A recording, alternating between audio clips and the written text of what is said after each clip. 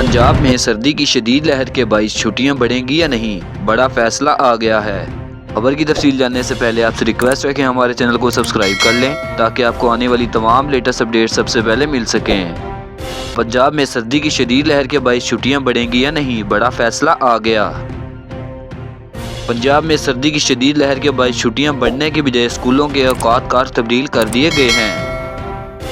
निगरान वज़ीर आला पंजाब मोहसिन नकवी ने पंजाब भर में सर्दी की शदीद लहर के बाईस स्कूलों के औकात तब्दील करने की हदायत कर दी है। तफसीलात के मुताबिक निगरान वज़ीर आला पंजाब ने सर्दी की शदीद लहर के बाईस स्कूल के तलबा और तलबात को महफूज रखने के लिए अहम फैसला कर लिया है। निगरान वज़ीर आला ने महकमा तालीम स्कूल्स को स्कूलों के औकात तब्दील करने की हदायत कर दी है, जिसके तहत 10 जनवरी से 22 जनवरी तक स्कूल खुलने के औकात सुबह 9:30 बजे मुकर्रर कर दिए गए हैं।